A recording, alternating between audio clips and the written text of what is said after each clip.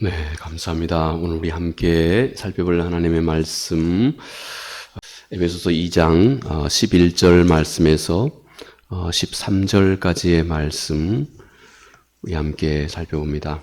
우리 같이 함께 천천히 읽겠습니다. 그러므로 생각하라. 너희는 그때 육체로는 이방인이요 손으로 육체 행한 할례를 받은 무리라 칭하는 자들로부터 할례 받지 않는 무리라 칭함을 받은 자들이라. 그때 너희는 그리스도 밖에 있었고 이스라엘 나라 밖에 사람이라. 약속의 언약들에 대하여는 외인이요 세상에서 소망이 없고 하나님도 없는 자이더니 이제는 전에 멀리 있던 너희가 그리스도 예수 안에서 그리스도의 피로 가까워졌느니라. 아멘. 2차 세계대전 때 말이죠. 유럽의 많은 그리스도인들 중에 회자되고 있는 한 가지 소문들이 있었답니다. 제가 그래 보니까 그런 얘기들이 있었답니다. 만약 당신이 다시 전장에 들어가면 아마 2차 세계대전을 의미하겠죠. 다시 전장에 들어갈 때 딱 한 권의 책만 가지고 갈 수 있다면 어떤 책을 가지고 가겠느냐. 그러면서 많은 이들에게 바로 이 에베소서의 말씀이다. 이 성경에 많고 많은 성서의 많은 책 중에 딱 한 권, 마지막 자기의 생명이 왔다 갔다 하는 그런 전장에 혹 당신이 투입되게 될 때 딱 한 가지 책만 여러분이 품에 안고 갈 수 있다면 그 책이 무엇이겠는가? 바로 이것이 에베소서의 말씀이다 할 정도로 이 에베소서의 말씀은 한 절 한 절이 그리고 한 소절 한 소절이 얼마나 깊고 오묘한 구원의 내용을 잘 담고 있는지 모릅니다. 우리가 그런 마음으로 오늘 우리 말씀 계속해서 함께 살펴봅니다. 사도 바울은 이 에베소 교회의 이방인 출신 그리스도인들에게 사도 바울은 그들이 구원받기 전에 어떤 모습이었는지 오늘 이 말씀은 소개를 하면서 말씀을 이어가고 있습니다. 에베소 교인들은 혈통적으로 그들은 유대인이 아니었기 때문에 할례 받지 않는 무리라 하고 이렇게 늘 멸시를 당했다 하는 것입니다. 또 이들은 영적으로 하나님을 알지 못하여서 그는 당시에 에베소서의 부의 상징이었던 아데미우스라고 합니다. 아뎀의 신, 곧 우상을 섬기는 바로 그런 자들에 불과했다 하고 사도는 이 에베소 교회 성도들 그들이 구원받지 않았을 당시의 모습을 그렇게 사도가 말하죠. 사도는 이것을 가리켜서 딱 한마디로 너희는 그리스도 밖에 있는 자들이었다. 이 모든 내용들을 딱 한마디로 사도는 너희가 그리스도 밖에 있는 자들이었다 하고 이렇게 사도가 말합니다. 그런데 이제는 너희가 예수 그리스도 그분의 피로 말미암아서 예수 그리스도 안에 있는 자들이 되었다 하고 사도가 이제 큰 소망으로 에베소 교인들을 격려하며 그리고 이 기쁨과 더불어서 복음의 내용을 사도가 다뤄가기 시작합니다. 자, 여러분, 예수 그리스도의 안에 있는 것 그리고 예수 그리스도 밖에 있는 것, 이것이 오늘 사도는 우리 한 인생의 이 땅의 삶뿐만 아니라 영원한 나라의 삶까지 한 사람에게 있어서 진정한 비극과 진정한 복을 판가름하는 바로 그 경계점이 된다 하는 것을 오늘 이 사도가 말씀을 하고 있습니다. 자, 여러분, 그리스도 안에 있는 것 그리고 그리스도의 밖에 있는 것, 이 의미가 무엇일까요? 오늘 우리 함께 이 뜻에 대해서 살펴보도록 합니다. 먼저는 그리스도 밖에 있다고 사도가 말씀하고 있는 이 내용이 담고 있는 것입니다. 이것은 지극한 결핍과 인간의 완전한 소외를 가리키는 말입니다. 12절 말씀에 그때 너희는 그리스도의 밖에 있었고 이스라엘 나라 밖에 사람이라 약속의 언약에 대하여 외인이요 세상에서 소망이 없고 하나님도 없는 자였다 하고 사도 바울은 오늘 에베소 교회 성도들이 원래 그들이 이방인으로 있을 때 그들은 그리스도의 밖에 있었고 그리고 그것은 참 영혼의 비참함을 사도가 설명하고 있는 것입니다. 자, 사도가 설명하고 있는 내용을 우리 함께 생각해 봅니다. 먼저는 언약과 소망으로부터 이들은 완전히 외인이 되었다. 밖에 있는 자들이었다. 하고 사도가 그 의미를 설명합니다. 약속의 언약들에 대하여 외인이요. 하고 사도가 말씀하고 있는 이 내용입니다. 이것은 하나님이 보호하시는 이 법적인 곧 하나님이 보호하시는 그 모든 하나님의 그 보호하심에서 예외가 된다는 것입니다. 여러분 혹시 여러분께서 우리나라를 떠나게 되면 만약 우리나라 국가가 우리를 보호하고 있는 모든 그 법에서 완전히 벗어나 버린다고 한번 생각을 해 보십시오. 이 나라를 벗어나 버리면 지금은 그렇지 않죠. 우리가 어디 있다 할지라도 바로 그 치외 지역에서 거기에서 우리 대한민국 국가가 정하는 그 권리 그리고 또 현지 국가가 인정해주는 바로 그 범위 내에서 우리의 권리가 충분히 존중받고 있죠. 자, 그런데 말이죠. 그렇지 않고 우리가 이 나라를 떠남과 동시에 우리 대한민국이 우리를 보호해주는 그 모든 그 법적인 보호에서 완전히 벗어나 버린다고 생각해 보십시오. 얼마나 난감하겠습니까? 오늘 사도는 바로 그 말씀의 그 의미를 영적인 차원에서 사도가 설명하고 있는 것입니다. 그의 삶도 생존도 그리고 그의 미래도 영원도 그 어떤 것도 보장받지 못한 상태인 것입니다. 이들이 가지는 소망은 단지 그러므로 눈앞에 보이는 것 뿐인 것입니다. 눈앞에 보이는 즉시 나에게 어떤 순간적인 안정감과 소망을 주고 있다고 믿고 있는 것. 이 세상의 돈과 명예와 또 아직은 튼튼한 건강 이런 것들 뿐입니다. 그런데 바로 그것이 흔들리게 될 때에는 그의 삶은 뿌리부터 온통 흔들림을 이들은 피할 수가 없는 이들이었다 하는 것입니다. 이것이 바로 사도가 먼저 언약과 소망으로부터 하나님의 그 언약 그 보호하심, 하나님의 그 보호하심 약속에서 완전히 벗어나 버린 이들의 모습입니다. 또 사도는 이들에게 하나님이 없는 영적인 고하다 하고 설명합니다. 세상에서 소망이 없고 하나님도 없는 자였더니 하고 사도가 이들의 영적인 상태를 또 이렇게 계속 설명합니다. 육신의 부모가 없거나 또 부모에게 버림받은 그 아이가 겪는 그 마음과 그 감정의 상처, 그 트라우마, 이것은 아주 지독한 외로움과 그리고 생존 자체에 대한 어떤 그 근원적인 두려움, 이것이 여러분 부모가 없는 그 고아들 이들이 겪고 있는 그 어떤 두려움의 뿌리라고 합니다. 제가 외국에 있을 때 함께 공부하던 목사님 한 분이 계셨어요. 그분 전함이 김도영 목사님이라고 하신 분인데 연세가 제가 있을 때도 우리가 함께 공부하셨던 분 중에 가장 지긋한 그런 분이었습니다. 근데 그분이 그때부터 종로에 뿌리의 집을 운영하고 계신다고 그분이 그랬습니다. 그 후로 이제 그분이 어떤 일을 구체적으로 하시는지에 대해서는 제가 잘 알지 못했습니다. 그런데 얼마 전에 제가 우연히 TV를 보니까 이 뿌리의 집에 관련해서 TV에서 보도하는 것을 제가 우연히 보게 되었어요. 이 뿌리의 집은 종로에 지금 있습니다. 곧 이곳에서 어릴 때 말이죠. 어릴 때 아주 조그만 어릴 때 말이죠. 외국으로 입양돼 가버린 아이들.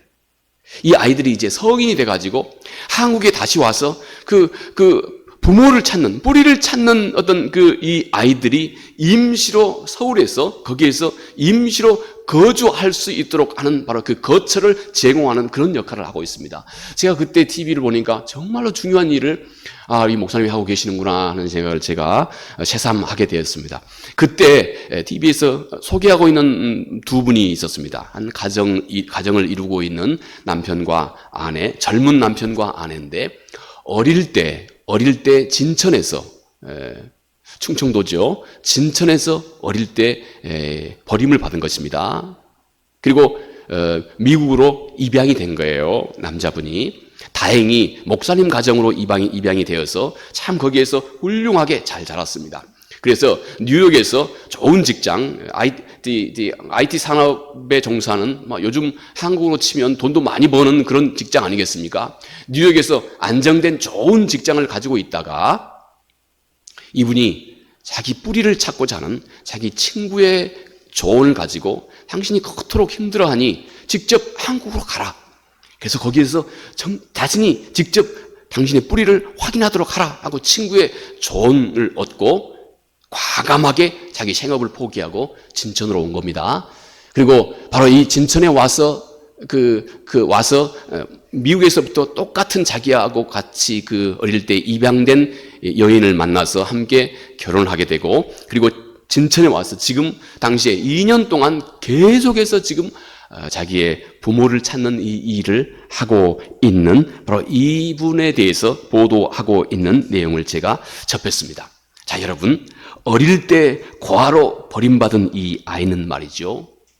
아이가 비록 어려서 기억은 다 하지 못한다 할지라도 자기 자신을 보호해 주어야 할 어떤 그 든든한 어떤 존재가 다 사라져 버렸다 하는 그 공포를 온 마음으로 느낀답니다.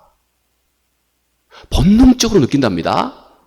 예, 어린 아이기 때문에 이걸 다 어떤 말로 또 감정으로 표현해내지는 못해도 자기는 본능적으로 나를 지켜주고 보호해주는 어떤 이로부터 버림받았다고 하는 어떤 그 두려움, 이것을 이 아이가 본능적으로 그 온 몸이 다 기억한다고 그럽니다. 성인이 돼서 이제 누군가 이 사람은 깊은 교제를 할 때에도 이 사람이 혹시 언젠가 나를 버리지는 않을까 하는 어떤 그 무의식적인 어떤 두려움이 항상 이 아이의 마음 속에 어떤 두려움으로 자리하고 있다고 합니다.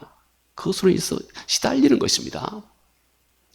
그리고 상대방이 혹시 조금만 연락이 안 되거나 혹시 상대방이 조금만 소홀하게 되면 극심한 소위 유기불안, 내가 혹시 다시 버림받지 않을까 하는 이 유기불안을 이 어린 이 사람은 본능적으로 가지고 있다고 합니다. 그래서 이 사람은 늘 이런 경우에는 늘 마음속에 어떤 방어 근저가 있어서 늘 자기를 방어하고 그런 두려움에서 다시 그런 두려움에 빠져들어가는 자기를 방어하기 위해서 오히려 혹시나 상대방이 자기 자신에게 조금 소홀히 한 것 같으면 오히려 먼저 자신이 그 관계를 끊어버리는 이런 파괴적인 그런 정서, 그런 패턴을 그는 항상 갖게 된다고 합니다. 여러분, 그리스도 밖에 있는 사람은 영적으로 이와 유사한 마음을 본능적으로 다 가지고 있다 하는 것입니다. 왜냐하면 그리스도 밖에 있는 것은 성서의 표현으로는 곧 영적인 고아와 같기 때문이다 하는 것입니다. 자신을 무조건적으로 사랑하고 책임져 줄 그 아버지가 없는 그 고통을 그리스도 밖에 있는 사람은 본능적으로 본인이 구구절절 다 의식하지 못한다 할지라도 자신이 경험하고 이해해야 할 세상의 많은 일들을 겪어나가면서 그는 본능적으로 이 고통을 온몸에 지니고 살아간다 하는 것입니다. 여러분, 바로 그것은 마치 아버지가 없는 바로 그런 고아와 같은 그런 삶이라고 성서가 표현하는 것은 마치 이것입니다. 요즘 시대에 말이죠, 이 스마트폰이 얼마나 첨단 스마트폰이 많이 개발이 됐습니까? 그런데 이것은 하나님이 없는 영적인 고아는 마치 이와 같습니다. 내가 지금 내 손에 첨단 스마트폰을 내 손에 가지고 있으면서 나는 길을 못 찾아 두려워하고 있고 길을 찾아 사람들에게 묻고 있는 것과 같습니다. 내 손에 첨단 스마트폰, 이걸 조금만 활용할 수 있으면 당장 내 위치가 어디고 내 목적지가 어디 있고 그리고 그 사이에 어떤 길을 가야 되고 그 거리가 얼마인지 다 모든 정보를 다 알 수 있고 평안하게 그 모든 목적지를 찾아갈 수 있음에도 불구하고 이 첨단 기기를 손에 들고 그는 길 한 중심에서 나는 모든 것을 다 잃어버렸다 하는 이 마음으로 두려워하고 염려하고 있는 것과 같다는 것입니다. 천지의 주인 되신 아버지가 계신데 그는 그 아버지를 아직 만나지 못한 것이다 하는 것입니다. 우리 인간은 이렇게 뿌리를 찾습니다. 그리고 그 뿌리를 찾는 우리 인간의 근본적인 욕구가 온전하게 충족되지 않을 때 우리 인간은 거기서 한없는 갈등과 하물며 두려움까지 느끼게 됩니다. 생각해 보십시오. 여러분의 마음속에 어떤 선한 마음이 다 있습니다. 착하고 선한 마음이 다 있습니다. 혹시 여러분이 길을 가시다가 아주 작고 또 힘없는 사람이 큰 사람에게 마구 두들겨 맞고 있다 그러면 당신은 분명히 그에게 가서 왜 그러느냐고, 왜 이렇게 힘없고 약한 사람을 이렇게 마구 때리느냐고 분명하게 얘기하고 분명하게 그 일을 막아서게 될 것입니다. 뭔가 우리 인간의 마음속에는 누가 가르쳐주지 않았는데도 내가 어디에서 학습하지 않았는데도 우리 속에 선한 어떤 마음, 선한 양심을 가지고 있습니다. 그 뿌리가 어디서 왔습니까? 여러분, 제가 늘 좋아하는 일찍이 그 인도의 성자라고 하는 선다싱이라고 하는 분이 있어요. 이분이 인도에서 이 티벳으로 선교를 나가면서 티벳 히말라야 산길을 가다가 산에서 큰 나무에 불이 붙어 있었습니다. 그 나무 꼭대기에 작은 새가 집을 지었습니다. 그런데 점점 아래서부터 불이 타오고 있으니 그 나무의 꼭대기에 있는 새들이 연기 때문에 고통을 받고 그 위를 어미가 뱅뱅 돌면서 맴맴 돌고 있습니다. 어미가 뱅뱅 그 새집 위를 울부짖으면서 돌고 있습니다.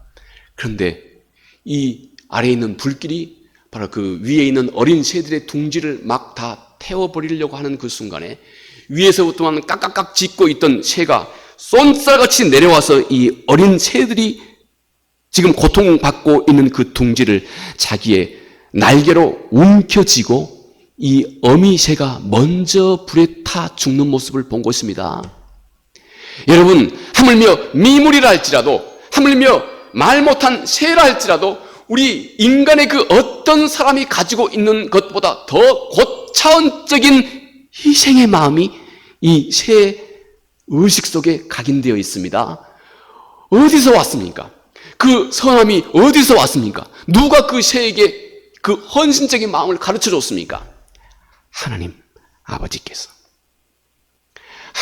아버지께서 우리 인간의 마음속에 깊이 새겨준 하나님을 향한 마음, 아버지를 향한 마음, 영혼을 향한 마음, 그리고 선을 도모하고자 하는 마음, 하늘 아버지께서 우리에게 그분의 형상으로 부어주신 것입니다. 그런데 우리가 이 뿌리를 정확하게 확인하지 못하면 우리는 한없이 답답해하는 것입니다. 사도는 특히 그리스도 밖에 있는 이런 사람의 영적인 상태를 결국 죄와 사망의 법 아래 있다고 로마서 8장 1절에 그렇게 말씀합니다. 그리스도 밖에 있는 사람, 사도는 죄와 사망의 법 아래 있다 합니다. 여러분, 죄의 법 아래 있다고 하는 말이 무슨 말일까요? 성서에서 죄라고 하는 이 말은 관역을 벗어났다는 것입니다. 예, 관역. 성서가 말하는 그 관역은 모든 사람에게 있어서의 그 관역은 하나님입니다. 하나님. 혹은 예수 그리스도. 전능하신 하나님.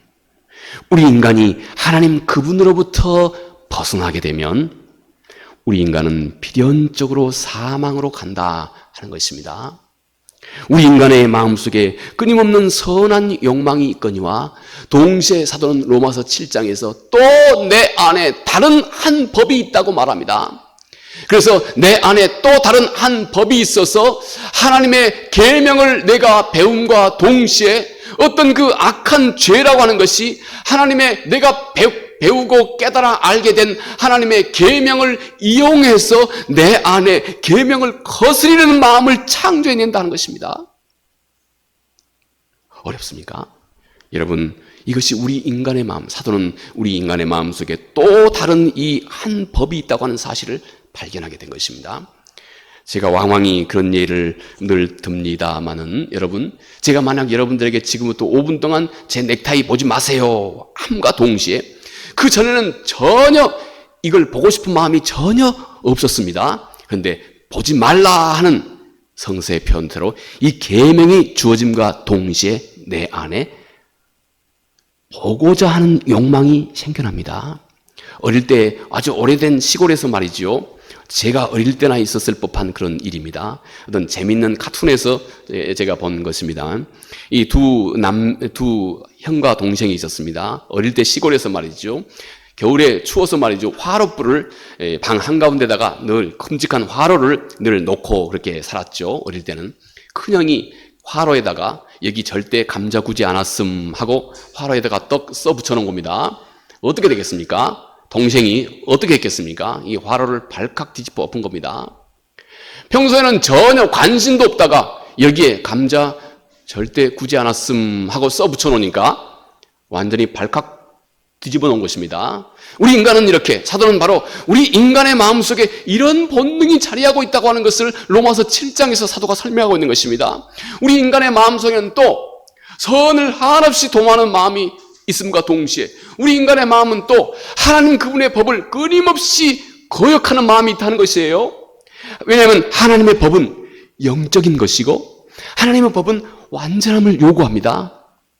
그래서 그 완전한 요구 앞에, 그 완전한 요구에 부응하지 못하는 내 자신의 모습을 보고 우리 인간은 그런 요구를 하고 있는 하나님에 대해서 반기를 갖는다는 것입니다. 반박한다. 말틴 루터는 이 점을 정확하게 aversion, 적대감을 품게 된다. 우리 주님께서도 바로 이런 인간의 마음, 이런 인간의 죄된 마음을 주님께서 이렇게 말씀하셨습니다. 나와 함께 모으지 않는 자는 흩트는 자니라.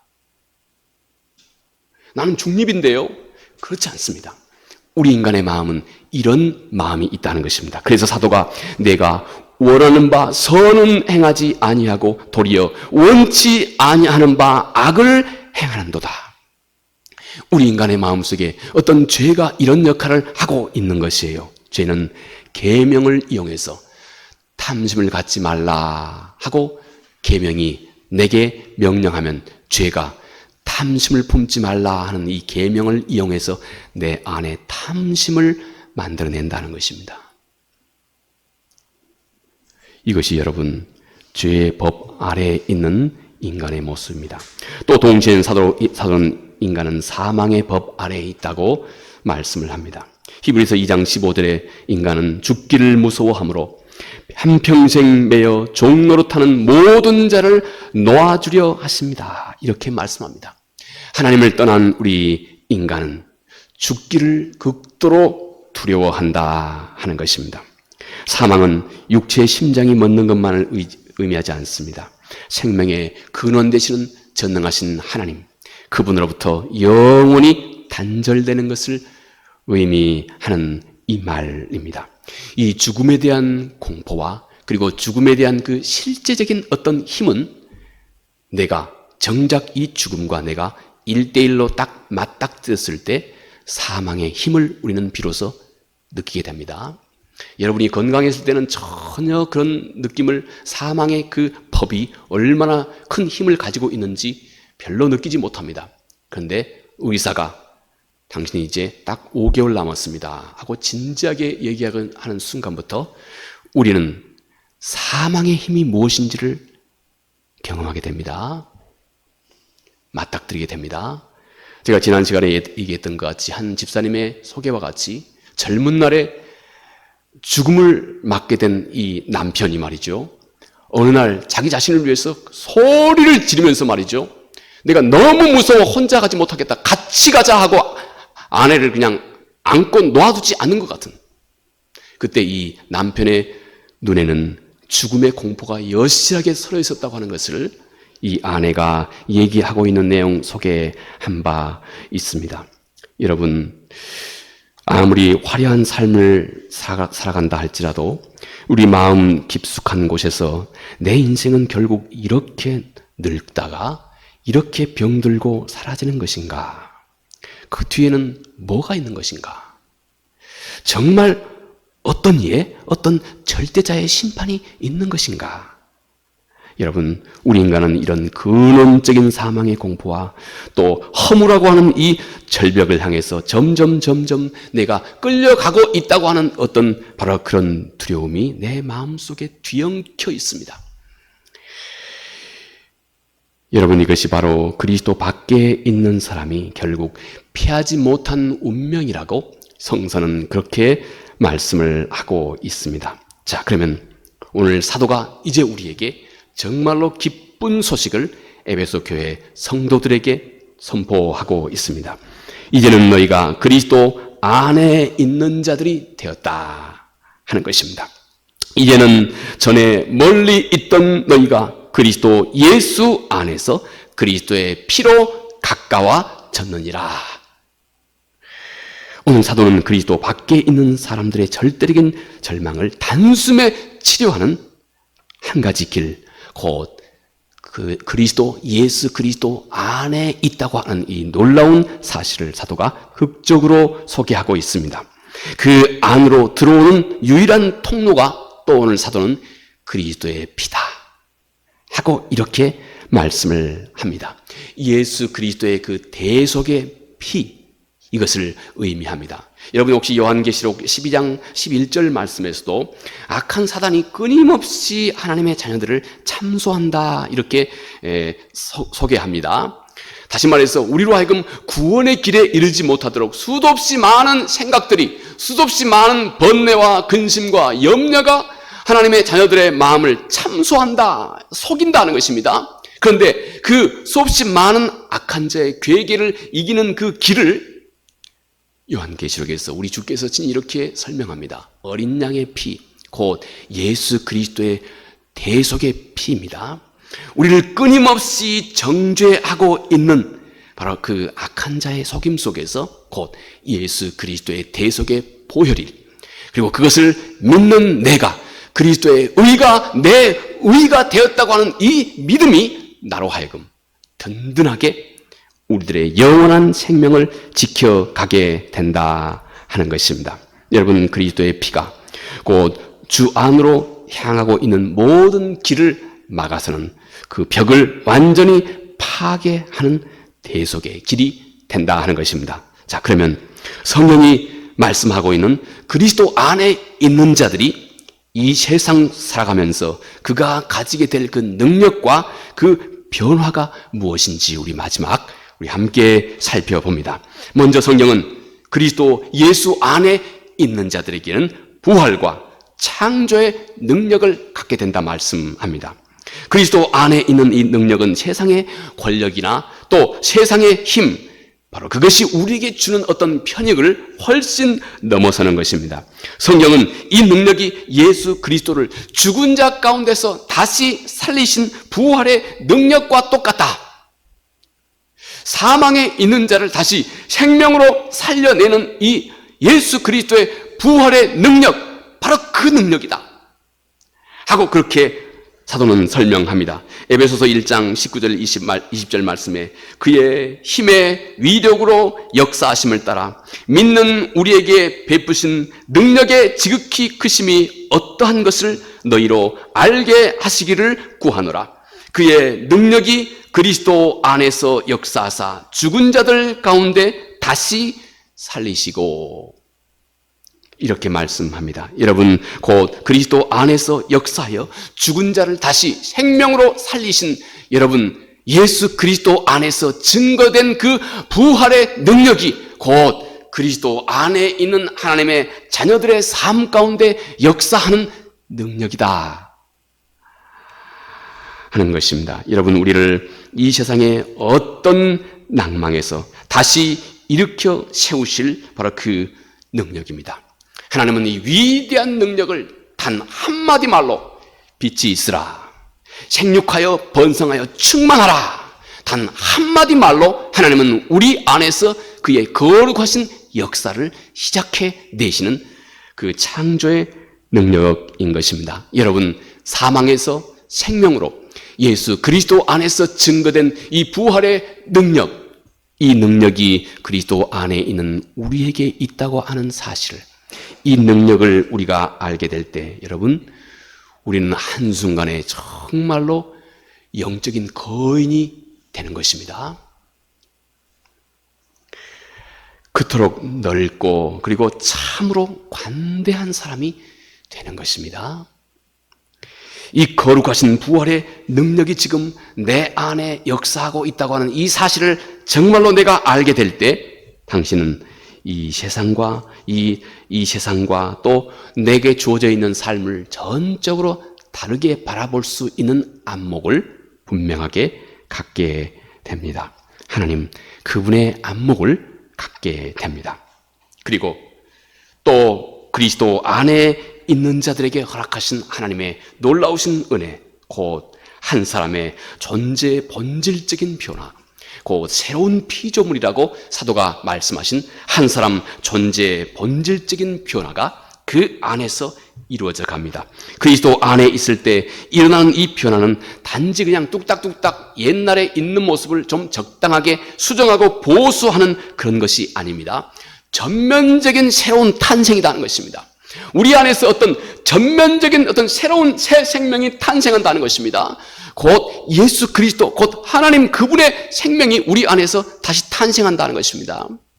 제가 이 말씀을 하면서 우연히 그런 생각이 났어요. 예전에 제가 늘 여러 차례 그분의 말씀을 참 많이 들었던 그런 기억이 생각이 났습니다. 이 폴 와셔라고 하는 목사님인데 지금도 살아계십니다. 남미 페루에서 오랫동안 선교 사역도 하시고 지금은 미국에서 정말 미국을 대표하는 어떻게 보면 참 뜨거운 그런 복음주의 설교자이시기도 하시지요. 참 이분은 참 뜨겁게 설교하신 분 중에 하나고 아주 직설적으로 설교하신 분 중에 한 분입니다. 그만큼 그분의 마음이 진리에 가까이 있다고 하는 말이기도 하지요. 그분이 이런 예를 들어 설명합니다. 내가 만약 그분이 한 교회에서 성도들에게 설교를 하면서 그런 얘기를 합니다. 자, 내가 만약 오늘 여기서 여러분 앞에 9시에 설교하기로 예약이 되어 있는데 내가 한 10시, 11시쯤에야 여기에 엉거주춤 와가지고 몸을 좀 털털 털고 나서 만약 여러분들에게 이렇게 얘기한다 합시다. 차를 가지고 오다가 제가 가지고 오던 차가 대형 트럭하고 정면 충돌했습니다. 그래서 제가 그것 때문에 좀 시간이 약간 늦어서 이렇게 좀 시간이 늦게서 오게 되었습니다. 하고 이 옷을 털털 먼지 몇 가지 털털 턴다 그러면 여기 앉아 계신 청중들이 내 말을 믿겠느냐는 것입니다. 여러분, 작은 승용차 하나가 대형 롤리 트럭과 정면으로 충돌했는데 내가 단지 먼지만 좀 몇 가지 털털 털고 끝나는 문제가 되겠습니까? 만약 내가 그렇다면 여러분들이 나를 믿겠느냐 하는 것입니다. 여러분, 그런데 그가 그렇게 묻습니다. 이 대형 힘센 롤리 트럭하고 이 힘센 트럭하고 천지를 창조하신 이 하나님 두 중에 누가 더 세냐 하는 겁니다. 누가 더 셉니까? 누가 더 셉니까? 당연히 하나님이 세죠. 이것까지 제가 답을 해야 될 필요는 없겠죠. 그런데 내가 대형 트럭과 내 차가 내가 정면으로 부딪혔어도 내 안에 어디가 무너지고 어디가 크게 상처가 입을 것이 분명한데 천지를 창조하신 하나님과 내 마음이 정면으로 맞닥뜨렸다면 내 삶과 내 생각과 가치관이 전체가 변하지 않겠느냐 하는 것입니다.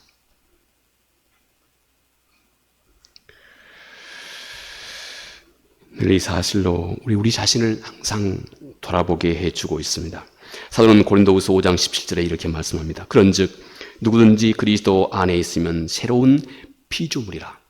이전 것은 지나갔으니 보라 새 것이 되었도다. 이렇게 말씀합니다. 여러분, 그리스도 안에 있는 우리는 이렇게 전적인 신분의 변화를 이미 우리는 이루었습니다.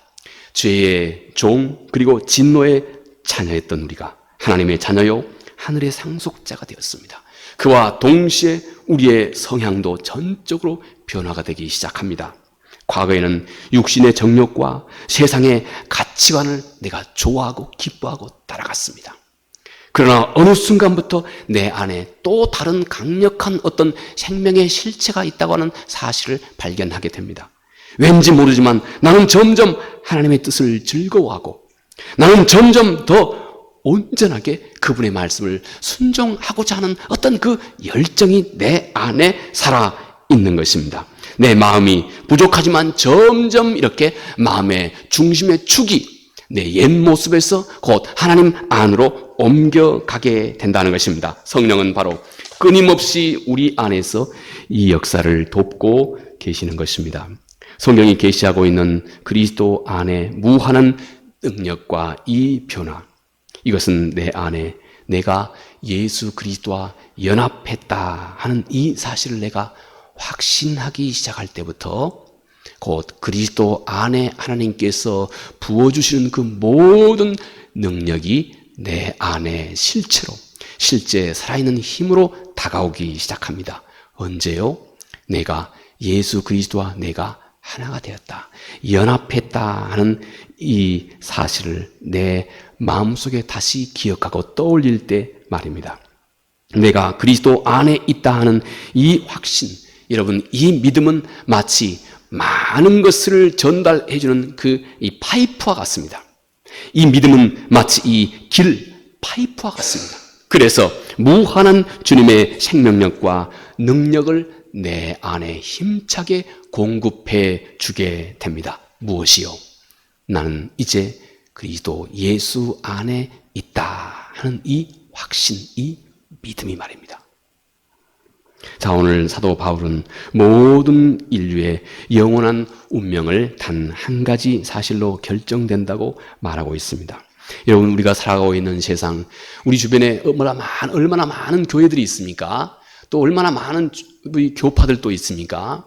수도 없이 많은 교회, 수없이 많은 종파들, 성결교, 침례교, 감리교, 장로교, 순복음교회, 또 하물며 우리 개신교, 또 캐톨릭, 수없이 많은 우리 교회의 다양한 모습이 있습니다. 그러나 여러분, 정작 우리가 하나님 앞에 서게 됐을 때는 이 모든 것이 그닥 중요한 것 아닙니다. 딱 한 가지, 당신이 그리스도 안에 있느냐, 그리스도의 밖에 있느냐, 이 딱 한 가지 기준만 있는 것입니다. 그리스도 밖에 있는 사람, 그는 끊임없이 실패와 죄의 짐을 고스란히 물려받고 있습니다. 내가 아무리 몸부림쳐도 그는 본능적으로 죄와 사망의 두려움을 향해 달려가고 있습니다. 그의 끝은 영벌이라고 성서는 그렇게 말합니다. 그러나 그리스도 안에 있는 사람, 둘째 아담 대신 예수 그리스도 안에 있는 사람입니다. 그리고 그 믿음을 신앙으로, 내 믿음의 내용으로 진심으로 고백하고 있는 사람입니다. 십자가에서 그가 대신 짊어지신 내 모든 부채가 십자가에서 주께서 대신 갚으시고 부활하심으로 내게 새로운 생명, 곧 그리스도 자신의 생명을 나에게 부여해 주셨습니다. 주님은 수많은 실수와 약함과 허물투성인 나를 그토록 오래도록 인내하시고 참으시고 나를 우리 주님의 가장 깊숙한 품 안으로 나를 품어 안으신 것입니다. 그 주 안에 있는 나에게 주님이 가지신 모든 것, 주님의 의가 이제는 내 의가 되게 하셨고, 주님의 능력이 내 능력이 되게 하셨고, 그리스도 안에 있는 나에게 주님의 생명이 곧 내 생명이 되게 하신 것입니다. 여러분, 우리는 지금 어디에 있습니까? 우리는 지금 그리스도 안에 있습니다. 행여 그러나 우리가 여기에서 결코 흔들려서는 안 됩니다. 이 그리스도 안에 있다고 하는 이 단 하나의 영적인 주소지가 영벌과 영생을 가로막고 있는, 우리가 꼭 분명히 확인해야 할 가장 중요한 이 우주적인 기준이 된다고 하는 이 사실입니다. 우리는 이렇게 지금부터 진심을 담아서 우리 안에 고백하는 것입니다. 주여, 나를 주님 안에 두심을 감사합니다. 기도하겠습니다. 은혜로우신 아버지 하나님, 고맙고 감사합니다. 그리스도 밖에 있는 자의 곤고함을 사도를 통해서 우리에게 가르치시고, 이제 그리스도 안에 있는 자의 그 영원한 기쁨을 우리에게 일러주심 고맙고 감사합니다.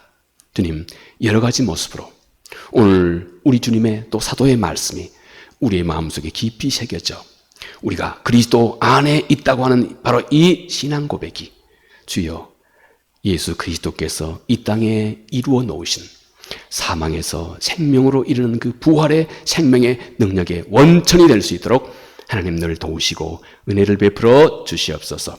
예수님 이름으로 기도합니다. 아멘.